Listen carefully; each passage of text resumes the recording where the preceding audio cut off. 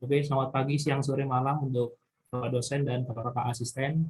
Jadi kami dari kelompok 3 kelas 4 akan mempresentasikan hasil tugas besar perencanaan geometri jalan dengan beranggotakan saya, Bungaran Dua Lemengol dengan NIM 1501923, lalu ada Irfani Fitria Arfan dengan NIM 1501916, ada Rajit Raka Atayeb dengan NIM 1501960. Next.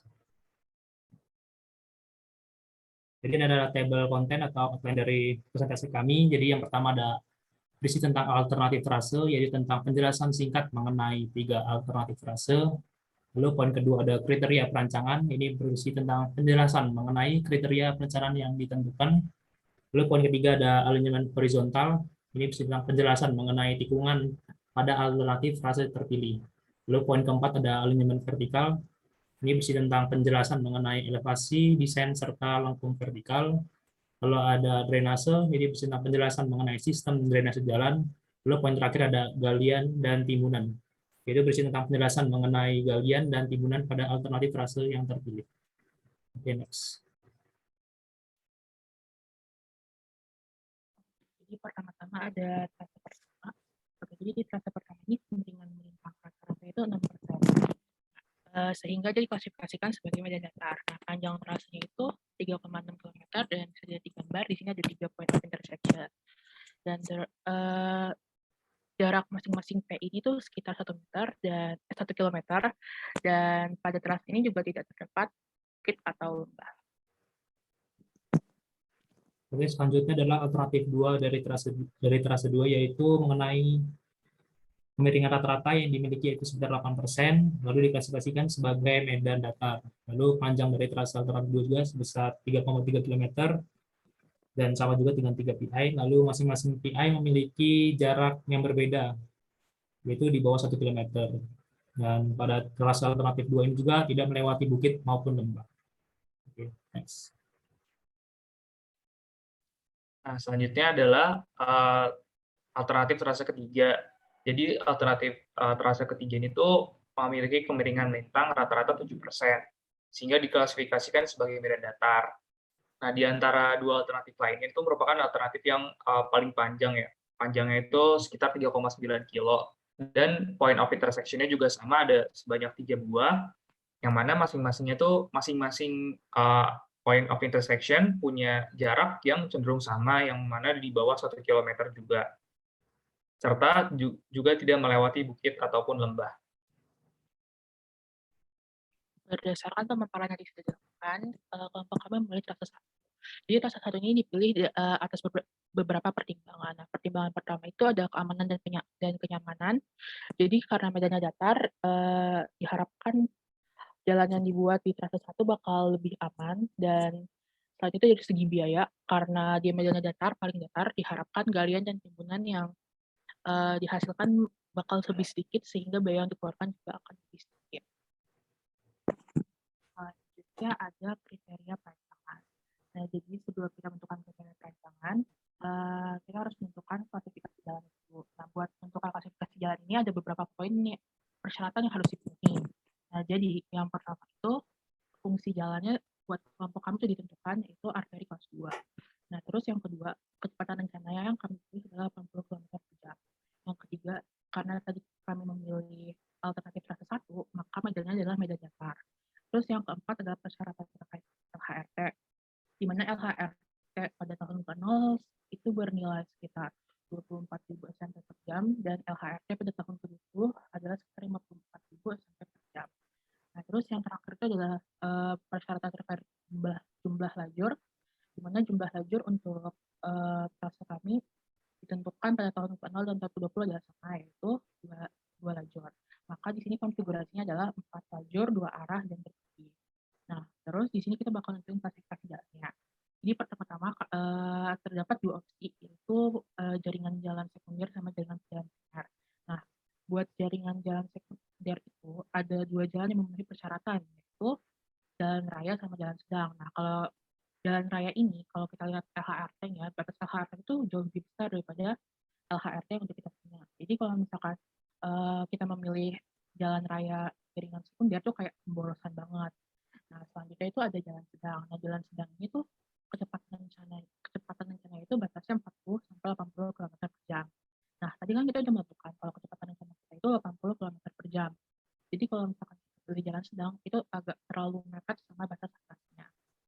Terus selanjutnya kita masuk ke jalan primer. Nah, buat jalan primer ini ada 2 jalan juga yang memiliki, yaitu jalan bebas hambatan sama jalan raya.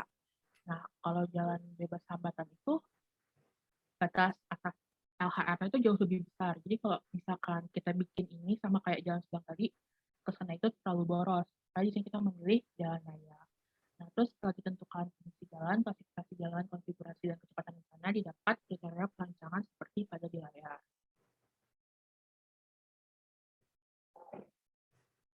Nah, untuk poin selanjutnya adalah perancangan jalan pada bidang alignment horizontal. Jadi pada bagian ini kami menentukan jenis tikungan pada masing-masing point of intersection. Jadi tikungan yang kami pilih adalah jenis SCS atau spiral circle spiral. Jadi dilakukan perhitungan lalu pemeriksaan pada 3 tikungan berdasarkan kriteria perancangan sebelumnya. Nah, sehingga diperoleh seperti tabel di layar, ada tikungan pertama dengan jari-jari 400 meter, lalu TS atau titik tangan ke spiral sebesar 346,449 meter, dengan LS atau lengkung peralihan sebesar 90 meter. Lalu untuk tikungan 2, itu jari-jarinya sebesar 358 meter, dengan TS 363,42 meter, dan LS 90 meter. Lalu untuk tikungan 3 juga, jari-jarinya sama, yaitu 358 meter, dengan TS 384,632 meter, dan LS sebesar 90 meter. Nah, setelah itu kami juga membuat stationing serta diagram super adaptasinya. Next. Lalu poin selanjutnya adalah alignment vertikal. Jadi pada bagian ini awalnya kami merancang untuk membuat elevasi desain jalan. Jadi dengan bantuan aplikasi Civil 3D, perancangan dilakukan dengan acuan elevasi tanah existing serta beberapa ketentuan seperti pada di layar, yaitu ada kelandaian kurang dari 5%, lalu ada panjang tanjakan kurang dari 290 meter, lalu diperoleh 11 titik PVI seperti pada gambar potongan memanjang di layar. Lalu pada tahap selanjutnya adalah merancang lengkung cembung dan aluminium vertikal. Jadi dari 11 PVI tadi terdapat 6 lengkung cembung dan 5 lengkung cekung. Jadi pada perencanaan lengkung tersebut dilakukan perhitungan dengan memperhatikan beberapa kriteria dari ESTO 2018 seperti jarak pandang henti, lalu ada jarak pandang lampu, lalu ada kenyamanan pengemudi, lalu kecepatan rencana, sehingga diperoleh dimensi tiap-tiap lengkung. Oke, next. Selanjutnya ada drainase, tapi sebelum kita masuk ke drainase, kita bakal mensegmentasi elevasi desain yang sudah kita buat. Nah, jadi segmentasi ini dilakukan berdasarkan kemiringan jalan dan buat elevasi desain yang sudah kita bikin, terdapat 12 segmentasi jalan yang bisa dilihat di layar. Nah, terus bisa dilihat juga di situ ada arah aliran airnya yang mana makin ke bawah, kayak makin ke bawah gitu.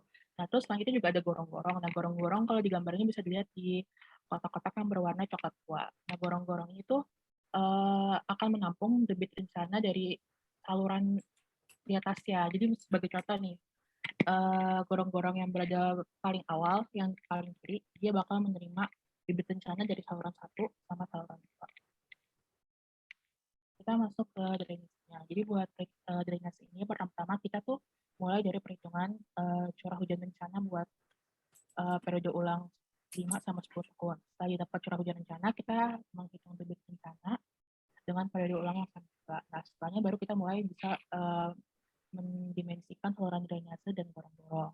Nah, terus buat saluran drainase ini kita ngitungnya pakai debit rencana 10 tahun, dan buat seluruh segmen didapatkan lebar bawahnya itu 1 meter dan tingginya itu 1 meter. Nah, buat saluran drainase ini bentuknya itu trapesium dan terbuat dari material beton berulang. Nah, buat gorong-gorong seperti yang tadi dibilang, letaknya ada di lengkung cembung dan bentuk dan material juga sama kayak saluran drainase. Dan buat seluruh gorong-gorong didapatkan DI-nya sama dengan 1 meter dan H-nya sama dengan 1 meter. Nah, selanjutnya ada bangunan terjun. Jadi bangunan terjun ini tuh dibuat biar elevasi saluran yang kita bikin tuh nggak melebihi dari elevasi jalan. Cara kita mengetahui apakah suatu segmen membutuhkan bangunan terjun atau enggak, itu dihitung dari dicek dari bilangan Faustier. Kalau misalkan bilangan Faustier yang dihitung lebih besar daripada 1, berarti aliran pada segmen tersebut adalah aliran superficies dan membutuhkan bangunan terjun. Berdasarkan perhitungan yang sudah dilakukan, diketahui bahwa pada segmen 1, 3, 5, 7, 9, dan 11 dibutuhkan bangunan terjun. Nah, bagian berikutnya adalah mengenai galian dan timbunan. Jadi, diperlukan adanya galian dan timbunan untuk mengakomodir elevasi desain jalan yang kami rancang. Jadi, pada trase yang sudah terpilih tersebut, eh, akan lebih banyak dilakukan galian daripada timbunan. Jadi, galian terdapat pada stationing 0 hingga stationing 1000 dan stationing 2750 hingga 3268 atau akhir stationing. Dan timbunan jika dibandingkan dengan galian, maka jumlahnya itu akan lebih sedikit. Timbunan tersebut terdapat pada stationing 1000 hingga 2053 dan stationing 2053 hingga 2750. Perhitungan galian dan timbunan dilakukan dengan bantuan software Civil 3D dengan menggunakan metode average and area method. Nah, di layar di sebelah kiri ini ada grafik diagram mesh hole. Jadi dapat kita lihat dari grafik di samping tersebut bahwa pada kurva itu terdapat gradien positif dan gradien negatif. Jadi pada stationing 0 hingga 1000, grafik cenderung menaik, bahkan gradiennya positif. Jadi artinya pada bagian tersebut tuh akan lebih banyak terjadi galian. Setelah itu pada stationing selanjutnya, yaitu sekitar 1000 sampai dengan 2000-an, nah grafiknya cenderung menurun. Yang mana ini berarti gradiennya negatif. Sehingga dapat diartikan bahwa pada bagian tersebut cenderung banyak terjadinya timbunan. Kemudian pada stationing 2000 hingga sekitar 2750, grafik cenderung menaik kembali, sehingga lebih banyak terjadi galian lagi, dan dari stasiun tersebut hingga stationing akhir, grafik cenderung menurun kembali, sehingga lebih banyak terjadi timbunan. Nah, pada posisi akhir kurva tersebut juga kita bisa lihat bahwa posisi akhirnya itu terletak di atas sumbu horizontal, yang berarti volume kumulatif dari galian dan timbunan tersebut bernilai positif. Nah, artinya hal tersebut menunjukkan bahwa pada perencanaan jalan ini akan lebih banyak dibutuhkan galian daripada timbunan. Oke, next. Berikutnya ada video drive.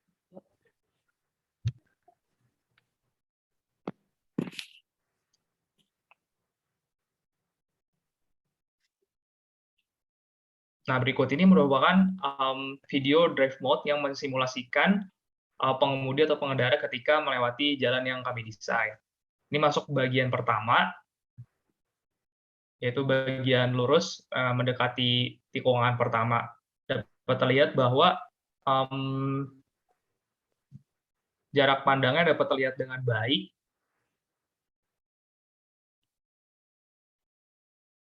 Nah, bagian ini masuki bagian tikungan pertama, ya terlihat jarak pandangnya cukup baik gitu. Nah, gradien desain jalan yang kami rancang ini sebenarnya berkisar antara 0 sampai dengan 2,5%. Sehingga sebenarnya dari awal tadi itu terjadi perubahan ke landai atau menanjak, yang mana menanjaknya secara berangsur-angsur, jadi nggak curam. Dan ini kemudian masuki bagian lurus pada segmen kedua.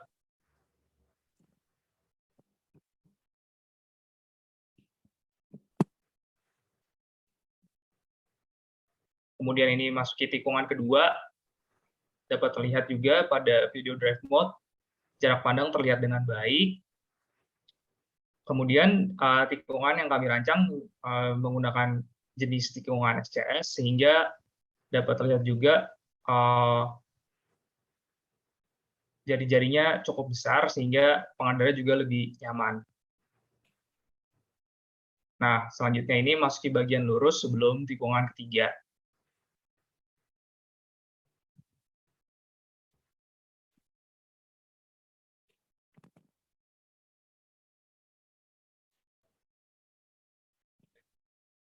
Dan bagian berikut ini merupakan bagian tikungan ketiga.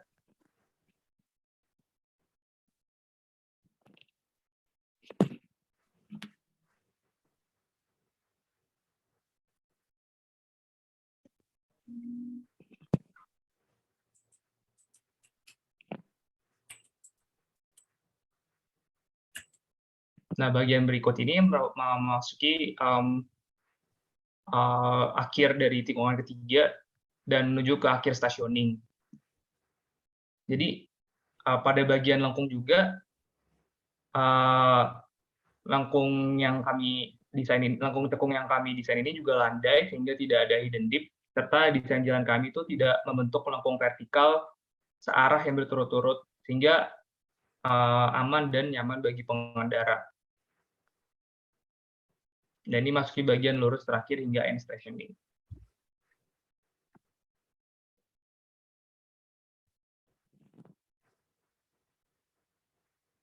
Oke, nah dari apa yang sudah kami paparkan, untuk menutup pemaparan kami akan saya jelaskan sedikit mengenai poin-poin penting mengenai rancangan desain geometrik jalan yang sudah kami buat. Jadi kami memutuskan menggunakan alternatif trase pertama sebagai trase terpilih untuk pembuatan desain jalan. Kemudian desain jalan yang kami desain ini berfungsi sebagai jalan arteri primer kelas 2 dengan klasifikasi jalan raya dan konfigurasi jalan 42 terbagi. Untuk desain alignment horizontalnya, kami memilih menggunakan desain tikungan berjenis SCS untuk seluruh tikungan. Lalu untuk alignment vertikal terdapat 11 point of vertical intersection yang terdiri atas 6 lengkung jambung dan 5 lengkung cekung dengan gradiennya berkisar antara 0 sampai dengan 2,5%. Lalu untuk menunjang drainase jalan ya kami mendesain juga saluran drainase, gorong-gorong serta bangunan terjun. Terakhir diperlukan pula galian dan timbunan yang mana pada desain geometrik jalan ini akan lebih banyak diperlukan galian. Nah, bagian kesimpulan tadi merupakan akhir dari pemaparan tugas besar perencanaan geometrik jalan oleh kelompok 3 akhir kata. Kami berterima kasih atas segala bantuan dan dukungan yang diberikan oleh Pak Sony selaku dosen dan juga para asisten dalam keberjalanan tugas besar ini. Sekian dari kelompok 3. Assalamualaikum warahmatullahi wabarakatuh. Terima kasih sudah menyaksikan.